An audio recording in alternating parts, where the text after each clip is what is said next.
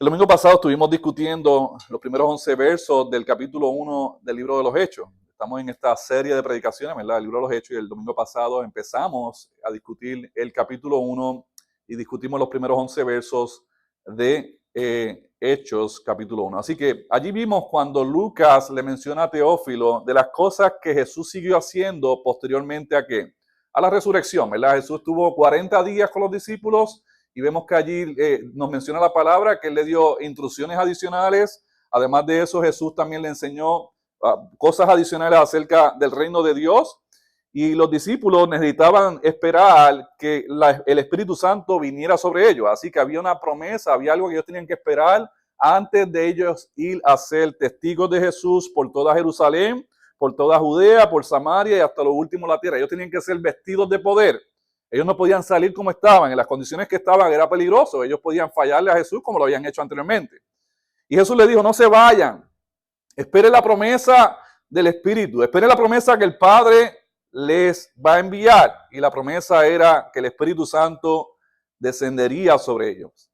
Pero antes de nosotros hacer la lectura hoy del capítulo 2 de Hechos, es necesario que pueda hablar de algunas cositas que acontecieron en el momento de la ascensión de Jesús, porque Jesús ascendió al cielo, ¿verdad? Como nosotros leímos la semana pasada, vimos que se le aparecieron dos varones a los apóstoles allí y le dijeron, varones Galileos, a ese Jesús que están viendo irse al cielo, de la misma manera que lo están viendo irse, así mismo descenderá.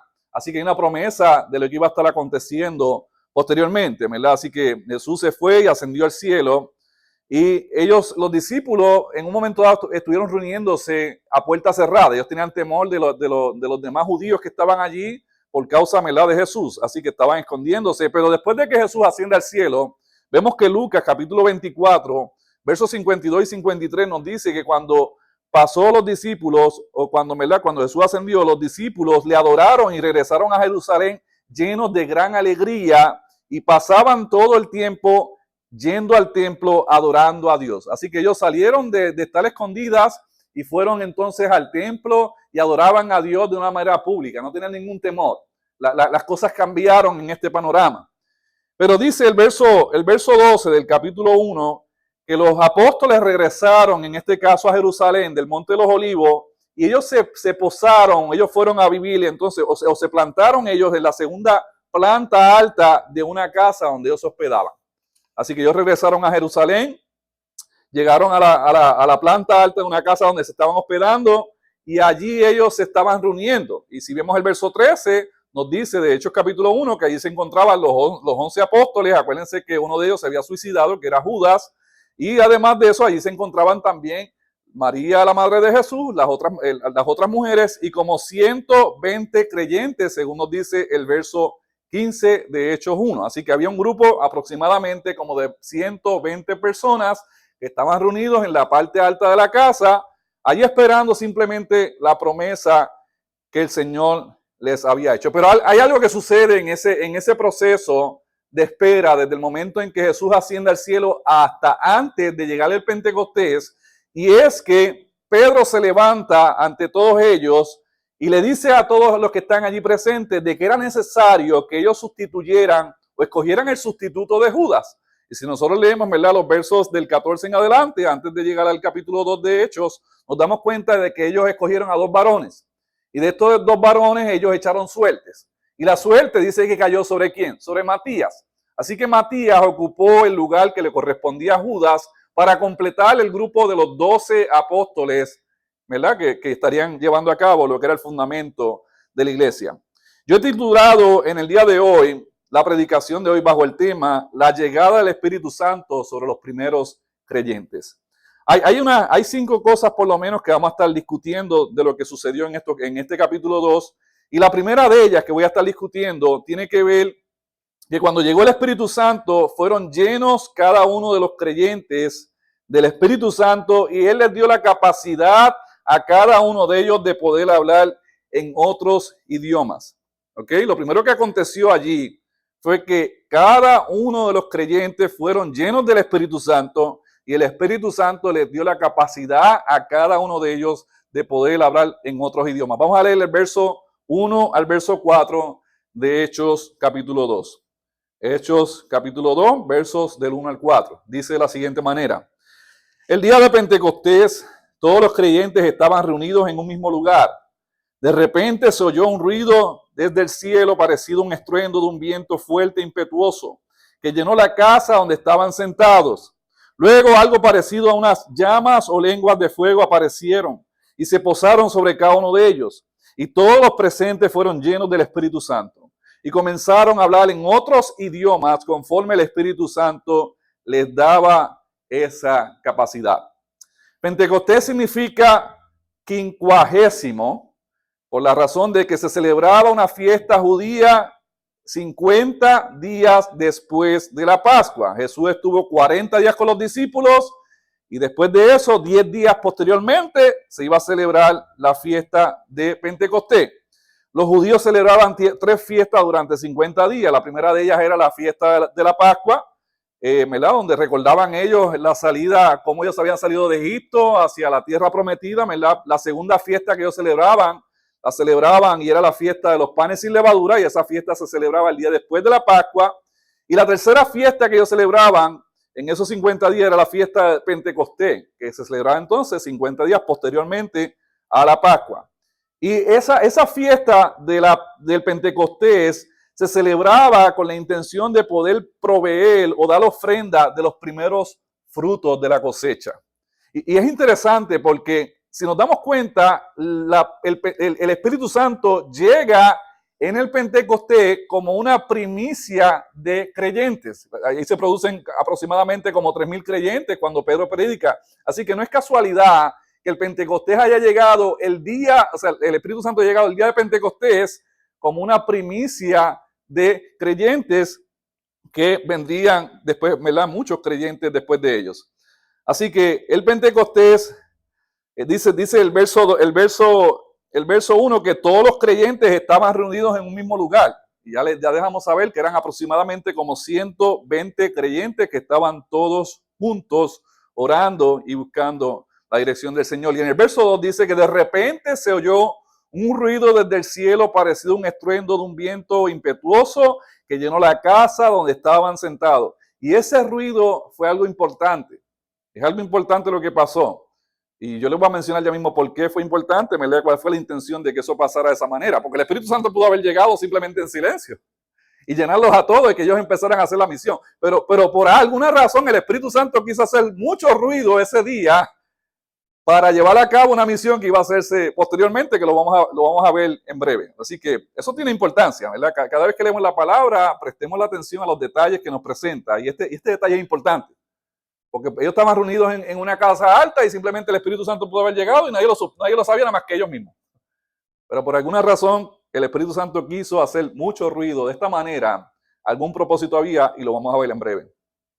Pero vemos, ¿verdad?, que dice que se les repartieron ya, en este caso, lenguas como de fuego y posaron sobre cada uno de ellos. Y el verso 4 dice que todos fueron llenos del Espíritu Santo y comenzaron a hablar en otros idiomas conforme al Espíritu Santo le daba esa capacidad. Ellos no estaban balbuceando, ellos no estaban hablando disparates, ellos estaban hablando otros idiomas. Y si leemos el verso 11, dice que estaban hablando las maravillas de Dios. Ellos estaban hablando las maravillas de Dios en diferentes idiomas. Mis hermanos y hermanas, ellos estaban, yo no sé si estaban hablando en mandarín, si estaban hablando en francés. Yo lo que sé es que estaban hablando las lenguas extranjeras que ellos estaban, los vecinos. Dice ahí, si leemos bien los versos siguientes, ¿verdad? El verso 5 en adelante, dice que habían personas que eran partos, eran medos, eran elamitas, eran de Mesopotamia, de Judea, de Capadonia. Diferentes lugares habían personas allí. Así que ellos estaban hablando de este tipo de idioma. Pero algo que hace el Espíritu Santo, además de que capacita a los primeros creyentes con diferentes idiomas y los llena de él, otra cosa que hace el Espíritu Santo es que prepara el escenario, si lo llamamos así, prepara el terreno, prepara el escenario para que Pedro diera su primer sermón. Esa es la segunda cosa que sucedió allí. Pedro, o sea, el Espíritu Santo le preparó el escenario a Pedro para que éste diera su primer sermón. Si leemos el verso 5 al verso 13, vemos que nos dice, en esa ocasión, habían judíos devotos de todas las naciones que vivían en Jerusalén. Cuando oyeron el fuerte ruido, Todos llegaron corriendo y quedaron desconcertados al escuchar sus propios idiomas hablados por los creyentes. Estaban totalmente asombrados. ¿Cómo puede ser?, exclamaron. Todas estas personas son de Galilea y aún así las oímos hablar en nuestra lengua materna. Aquí estamos nosotros, partos, medos, elamitas, gente de Mesopotamia, Judea, Capadonia, Ponto, de la provincia de Asia, de Frigia, de Panfilia, de Egipto, de las áreas de Libia, alrededor de Cirene, visitantes de Roma, tanto judíos como convertidos al judaísmo, cretenses y árabes, y todos oímos a esta gente hablar en nuestro propio idioma acerca de las cosas maravillosas que Dios ha hecho. Quedaron allí maravillados y perplejos. ¿Qué querrá decir esto?, se preguntaban unos a otros, pero otros entre la multitud se burlaban de ellos diciendo, solo están borrachos. Eso es todo. Recuerden, vamos nuevamente al verso 2. Si nosotros vamos al verso 2 nuevamente, nos damos cuenta de que se oyó un ruido, ¿verdad? Había un ruido que se escuchó fuerte. El ruido que se escuchó fue intencional.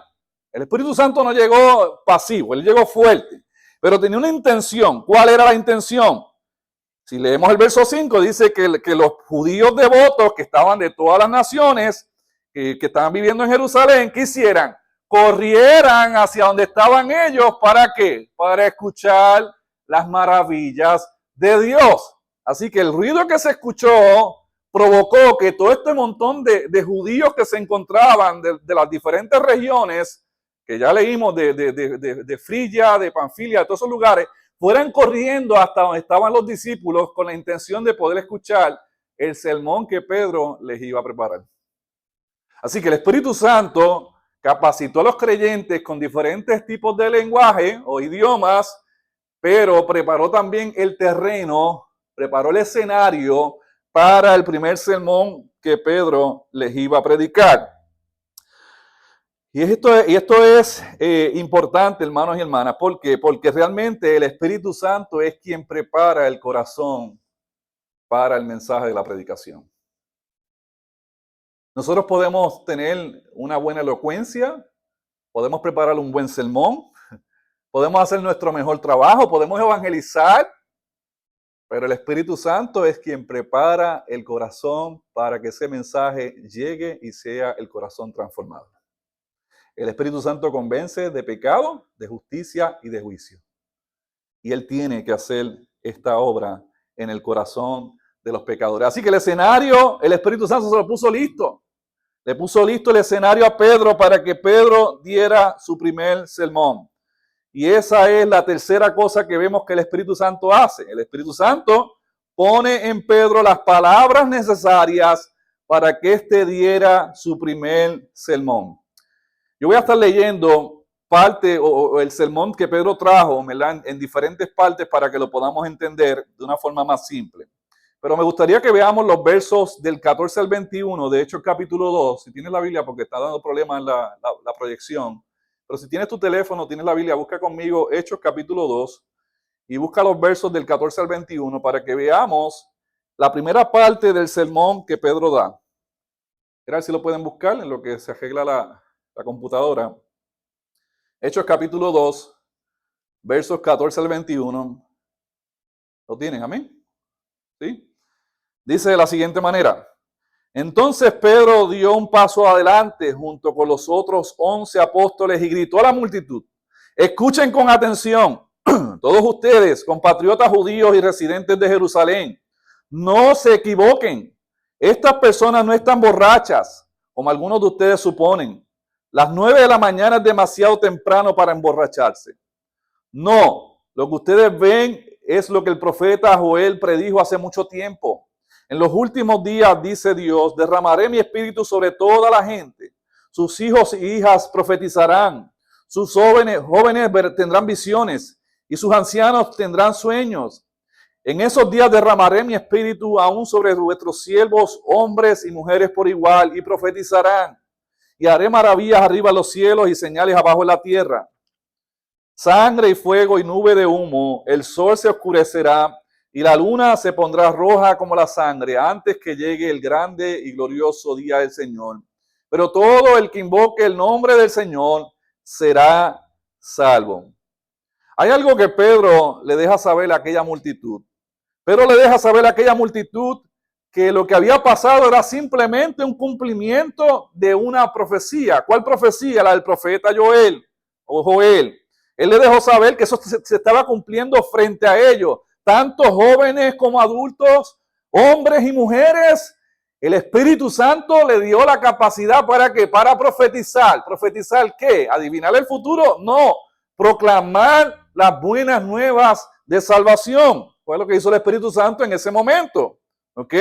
Y entonces Pedro comienza y sigue su segunda parte del sermón. La primera parte lo que hace es que le explica lo que estaba pasando. Le dejó saber, mira, esta gente no está borracho.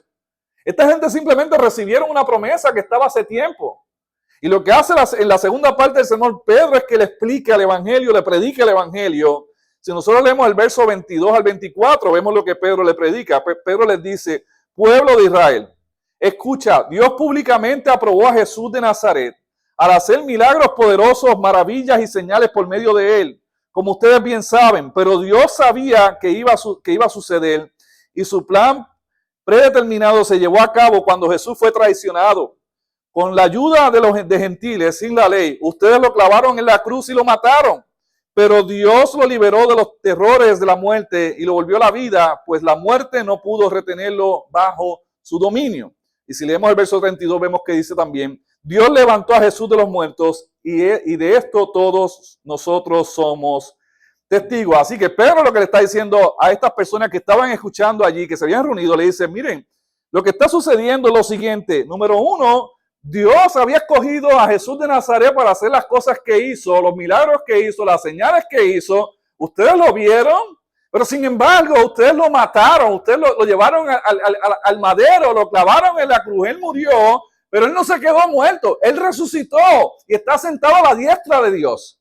Si nosotros vemos el verso 33, vemos que él le sigue diciendo, ahora él ha sido exaltado al lugar más alto, ¿no? En los cielos, a la derecha de Dios. Y el Padre, según lo había prometido, le dio el Espíritu Santo para que lo derramara sobre nosotros, tal como ustedes lo ven y lo oyen hoy. Él está dando a saber, mira, lo que está pasando simplemente era algo que se había profetizado y se está cumpliendo en sus narices.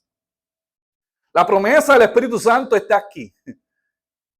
Y lo que están escuchando simplemente son personas que han sido bautizadas y llenas del Espíritu Santo.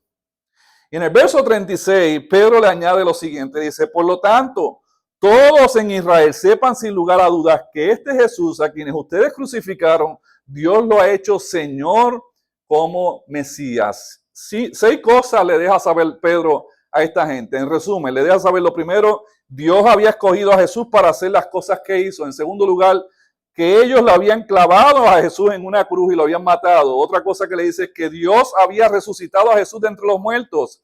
La cuarta cosa que le dice es que Dios había dado lugar de honor al dejarlo sentar a su derecha. La quinta cosa que le dice Pedro es que Dios le había dado el Espíritu Santo para que lo derramara sobre cada uno de ellos. Y la sexta cosa que vemos que Pedro le menciona a ellos es que Dios lo había hecho Señor y Mesías a Jesús que ellos habían crucificado. Así que mis amados hermanos y hermanas, lo que Pedro le está presentando a esta gente simplemente es el Evangelio. El Evangelio es la buena noticia que Dios nos ha dado de que nosotros siendo pecadores, Cristo decidió voluntariamente entregarse en un madero para salvarnos de nuestros delitos y pecados. Es la buena noticia, pero él está diciendo, miren, ustedes lo mataron, pero eso tenía que suceder así. Dios lo había predeterminado que sucediera de esa manera. Él tenía que morir en la cruz. Él murió, pero él resucitó y está sentado a la diestra de Dios. Y él es el Señor y él es el Mesías. Amén. Esas son buenas noticias. Y eso es algo que nosotros deberíamos también predicar. Pedro le predicó por la inspiración del Espíritu Santo esa buena noticia. Es interesante notar que aquel que de momento se había acobardado y había negado a Jesús 3 veces hace un tiempo atrás, ahora estaba frente a una multitud proclamando a Jesús resucitado. Eso es algo que tiene que ser que el Espíritu Santo le haya dado ese poder. El Espíritu Santo da esa capacidad. Y mira lo interesante, lo primero que sucede allí no fue que empezaron a hacer ellos muchos milagros frente a la gente. Tan pronto llegó el Espíritu Santo, ellos no se pusieron a sanar los enfermos y a resucitar muertos rápidos. No, lo primero que sucedió fue la proclamación del Evangelio. Lo primero que sucedió fue que Pedro se le dirigió a la multitud y les predicó las buenas nuevas de salvación. ¿Y por qué razón, pastor? Bueno, porque la Biblia nos dice a nosotros en 1 Corintios capítulo 1, verso 21, que Dios le agradó salvar al creyente por la locura de la predicación. Yo escuché una iglesia, estaban bien contentos porque la gente estaba brincando y brincando y brincando, y de momento dijeron, pasaron toda la noche los jóvenes de esa manera y no hubo predicación. Y yo dije, bueno, ¿y cómo se van a salvar? Porque la Biblia dice que por la fe viene por el oír, y el oír la palabra de Dios. Y Dios le plació salvar al creyente por la locura de la predicación. Nadie va a salvarse porque tú seas buena gente. Nadie va a salvarse porque tú te portes bien con el vecino y le des el testimonio de que eres buena gente. La gente va a venir a Cristo porque tú le proclamaste las buenas nuevas de salvación y el Espíritu Santo va a traerlo hacia la salvación por medio de la fe. Así que necesitamos proclamar las buenas noticias. Y eso fue lo primero que hicieron estos apóstoles. Ellos no empezaron a hacer milagros, ellos no empezaron a sanar a los enfermos, ellos no empezaron a hacer... No, lo primero que hicieron fue coger a esa multitud y explicarle el Evangelio. Y el Espíritu Santo tenía todo listo, preparado el ambiente, para que Pedro se dirigiera a la multitud y les predicara el Evangelio. Y la cuarta cosa que vemos que el Espíritu Santo hizo en aquel lugar fue que proveyó o provocó que aproximadamente 3,000 personas creyeran el mensaje que Pedro predicó. Aproximadamente en una sola predicación, ¿se convirtieron cuántos? Como 3,000. Yo he predicado aquí, yo creo que si acaso 2 o 3 se han convertido. No he llegado todavía a los 3,000. Algún día yo espero que se conviertan más de 3,000, ¿verdad? Pero en ese momento el Espíritu Santo proveyó que 3,000 creyeran el mensaje que Pedro había predicado. Vamos a leer los versos 37 al 41. ¿Qué dice? Dice, las palabras de Pedro traspasaron el corazón de ellos, quienes le dijeron a él y a los demás apóstoles, hermanos, ¿qué debemos hacer? Pedro contestó, cada uno de ustedes debe arrepentirse de sus pecados y volverse a Dios y ser bautizados en el nombre de Jesucristo para el perdón de los pecados. Entonces recibirán el regalo del Espíritu Santo. Esta promesa es para ustedes, para sus hijos y para los que están lejos, es decir, para todos los que han sido llamados por el Señor nuestro Dios. Entonces Pedro siguió predicando por largo rato y le rogaban con insistencia a todos sus oyentes, sálvense de esta generación perversa. Los que creyeron lo que Pedro dijo fueron bautizados y sumados a la iglesia en ese mismo día como 3,000 en total. ¿Cuántos creyentes estaban reunidos en esa casa en el segundo piso? Como 120 creyentes, ¿verdad? ¿Se acuerdan? Como 120 creyentes, incluyendo los apóstoles y las mujeres, como 120 habían allí. Llegó el derramamiento del Espíritu Santo sobre ellos y en una predicación se incluyeron como ¿cuántos más? Como 3,000 nuevos creyentes. El Espíritu Santo provocó que las palabras de Pedro traspasaran el corazón de esas personas que estaban allí y que se recogiera una gran cosecha de almas ese día. No solamente que se convirtieran, sino que se bautizaran y que se añadieran a la iglesia ese mismo día como 3,000 personas. Es asombroso lo que el Espíritu Santo puede hacer. Para lo que nosotros es imposible, para Dios es posible. Dios puede transformar los corazones y atraerlos para Él de una manera poderosa, como sucedió en este caso. Pedro no había escrito un sermón. Y miren que escribir sermones es difícil. ¿Cuántos están tomando la clase de predicación? Levanten la mano los que están tomando la clase de predicación. Construir un sermón es fácil. ¿Ah? Requiere, ¿verdad?, estudiar el pasaje, leerlo, entenderlo, tratar, ¿verdad?, de exprimirle lo que tiene el texto y hacer un proceso de exégesis, ¿verdad?, hermenéutico, todo ese revolú. No es tan sencillo. Pero Pedro no escribió ningún sermón. Él simplemente en el momento le fueron dadas las palabras que él iba a hablar para hablarle a la multitud y él pudo hablarle con denuedo lo que estaba diciendo acerca de Jesús. Y el Espíritu Santo lo utilizó para que este montón de personas vinieran en arrepentimiento y fe. Así que mi hermano y mi hermana que está aquí, es importante algo y entiende algo en este día. No importa cuántas palabras tú sepas, no importa lo bien que tú conozcas la Biblia, no importa lo bien que tú te prepares para predicarle a otro, si el Espíritu Santo no toca el corazón, de nada vale tu trabajo. No sé si lo escuchaste. No importa cuán bien tú hagas el sermón, no importa cuán bien tú te prepares para evangelizar, si el Espíritu Santo no toca el corazón, de nada vale tu trabajo. Cuando salgas a evangelizar, ora y pídele al Espíritu Santo que sea Él que abra el corazón duro y entenebrecido, que Dios abra los ojos espirituales de esa persona para que vengan arrepentimiento y fe. Es el Espíritu Santo el que convence de pecado, de justicia y de juicio. Nosotros nos preparamos, hacemos nuestro trabajo, pero finalmente quien va a hacer el proceso de regeneración en ese corazón es el Espíritu Santo de Dios, no nosotros. Necesitamos en dependencia del Espíritu predicar.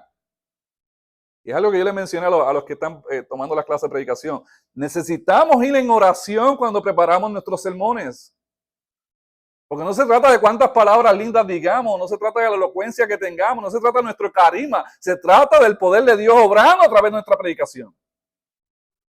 Es el Espíritu de Dios quien convence al corazón pecador. Y estas personas vinieron a arrepentimiento y fe por el poder de Dios.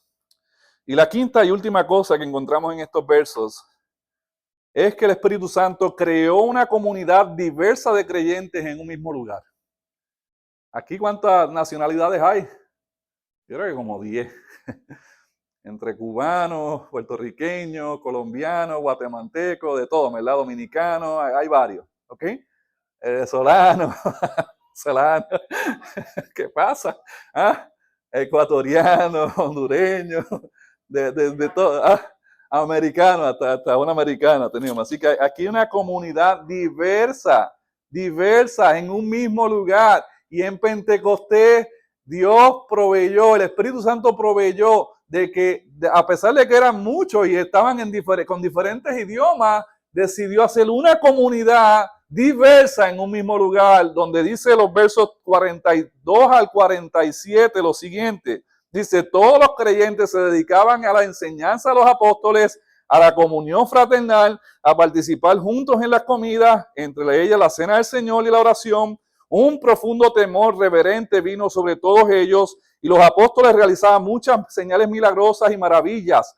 Todos los creyentes se reunían en un mismo lugar y compartían todo lo que tenían. Vendían sus propiedades y posesiones y compartían el dinero con cada uno, con aquellos en necesidad. Adoraban juntos en el templo cada día, se reunían en casa para la cena del Señor y compartían sus comidas con gran gozo y generosidad. Todo el tiempo alabando a Dios y disfrutando de la buena voluntad de toda la gente. Y cada día el Señor agregaba a la comunidad cristiana a los que iban siendo salvos. Así que mis hermanos y hermanas, lo que aconteció aquel día fue algo sorprendente. No solamente por la predicación que Pedro hizo lleno del Espíritu Santo, sino porque allí se forma una comunidad diversa de personas que estaban en un mismo sentir, en una misma unidad, compartiendo las cosas en común, y el Señor añadía en ese lugar, en esa iglesia, los que habían de ser salvos. Tanto personas de Asia como de Panfilia, como de Frigia, como de Egipto y de Roma estaban allí. Y se unieron ese día a la comunidad de creyentes, como 3,000 personas. Los apóstoles eran utilizados en gran manera posteriormente a esto, pero en primer lugar, lo primero que se trajo fue la proclamación del Evangelio. Yo quisiera que te pongas en pie un momento y quisiera cerrar en esta tarde esta predicación. Hay varias cosas que aprendemos aquí. Número uno es que el Espíritu Santo vino para quedarse. Cuando el Espíritu Santo llegó en Pentecostés, posteriormente todos los creyentes, toda aquella persona que se ha arrepentido genuinamente de corazón y ha confesado a Cristo como Señor y Salvador, dice la palabra que el Espíritu Santo viene y le sella para el día de la redención. Pero el Espíritu Santo nos da a nosotros capacidades, nos da dones, nos da talento, nos da a nosotros habilidades para que podamos seguir nosotros siendo aquellas personas, como fue Pedro, de proclamar las buenas nuevas de salvación a los perdidos. La gente no va a venir a la fe si tú no le predicas el Evangelio. No se trata de que tú simplemente compartas un plato de comida y ya. Es que cuando compartas el plato de comida también le puedas hablar de las buenas nuevas de Jesús a esa persona que le está compartiendo un plato de comida. O aquella persona que quizás le ayudaste a cambiar una goma, le ayudaste, pero también comparte el Evangelio. Es por la proclamación del Evangelio que la persona viene a Jesús en arrepentimiento y fe. Yo no sé si tú ya has recibido a Jesús como Señor y Salvador. Pero si es la primera vez que llegaste a este lugar o si llevas aquí tiempo y tú nunca has tomado una decisión personal por Jesucristo, quiero que el Señor te llama hoy a ti en arrepentimiento y fe para que vengas a Él y recibas así el regalo de la vida eterna. Tú no puedes salvarte por tus buenas acciones. Tú no puedes salvarte porque tú eres bueno o estás haciendo lo mejor posible. Todos estamos enemistados con Dios, estamos alejados de Dios. Y la única manera que nosotros podemos ser salvos es a través de la fe en Jesucristo. Pero necesitas algo, necesitas arrepentirte de tus pecados. No puedes seguir viviendo la vida como te da la gana. Necesitas venir en arrepentimiento y fe a Jesús. Si hoy tú llegaste a este lugar y has sentido que el Espíritu Santo te ha tocado y crees que este llamado es para ti, yo te invito a que levantes tu mano donde tú estás. Y yo quiero orar por ti. Dios te bendiga. Cierre los ojos, no quiero ver a nadie. Y Dios me les bendiga a las personas que están en las redes.